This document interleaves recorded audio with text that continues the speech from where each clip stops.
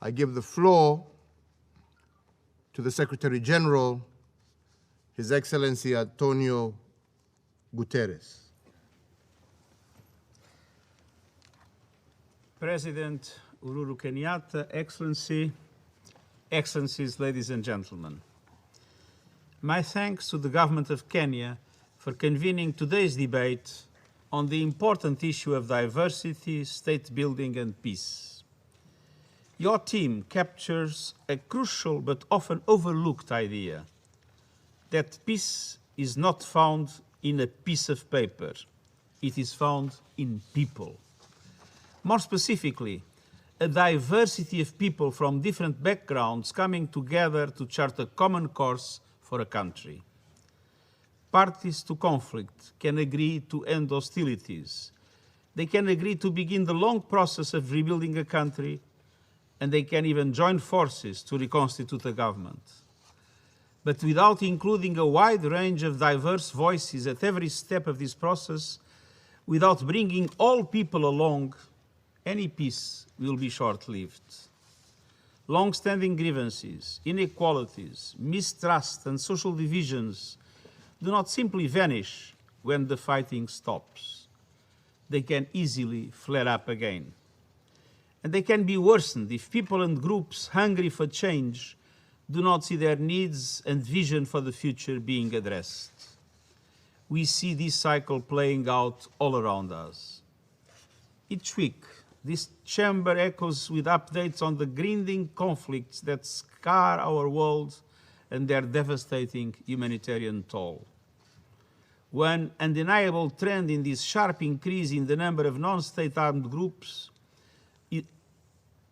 at the heart of these conflicts. Rebels, insurgents, militias, criminal gangs, and armed trafficking terrorist and extremist groups.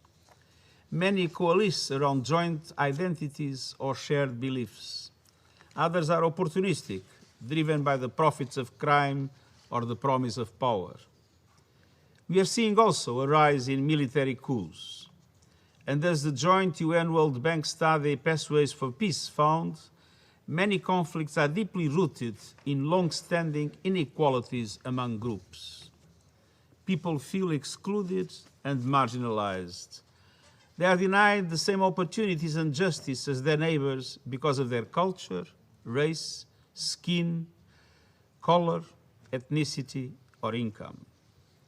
While inequalities exist in every country, they are particularly rampant in countries where social services like health, education, security, and justice are lacking, and where the scars of colonialism are still visible, seen in arbitrarily drawn borders and historical advantages for certain groups over others.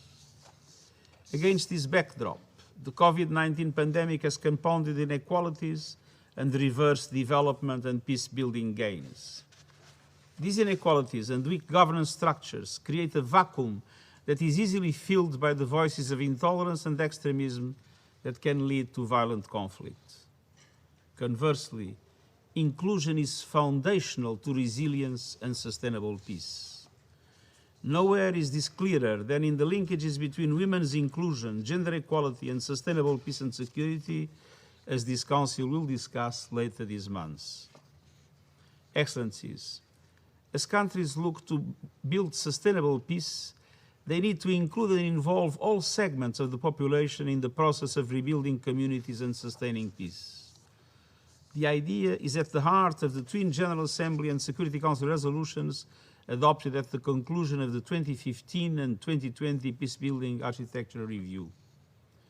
It is also at the heart of my new Agenda for Peace as part of the report on our common agenda.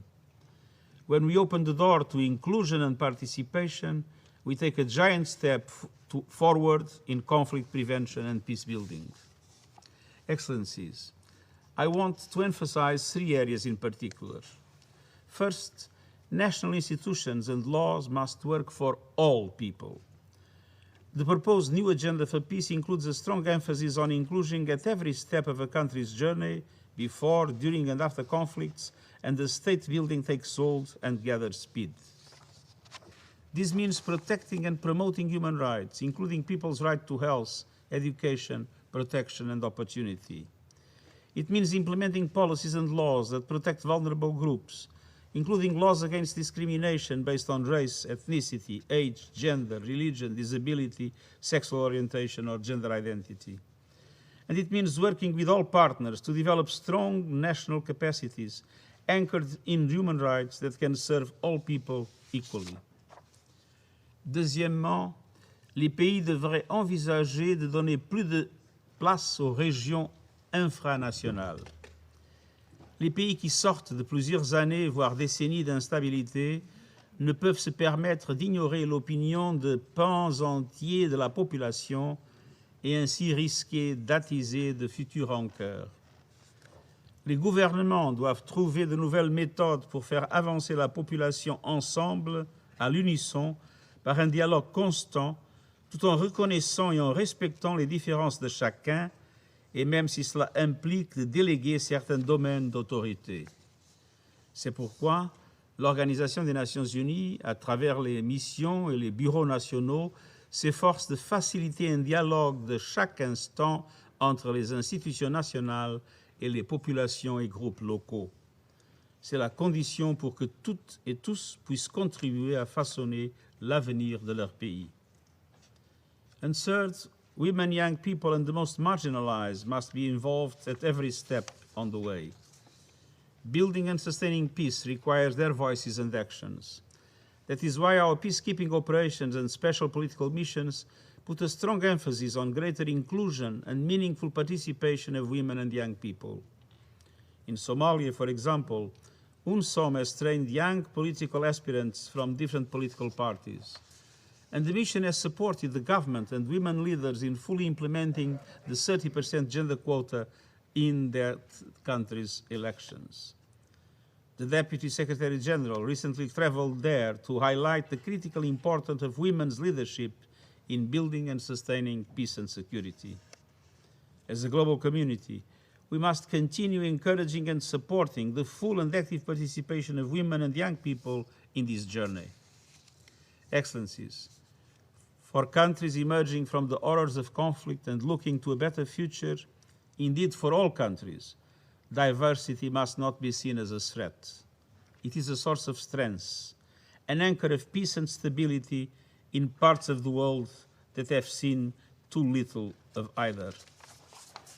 And the rallying point for every person to contribute to a better future for themselves and for their societies. As a global community, let's find new ways to make this happen. And my thanks again to Kenya for highlighting this important issue, and I thank you. I thank the Secretary General for his brief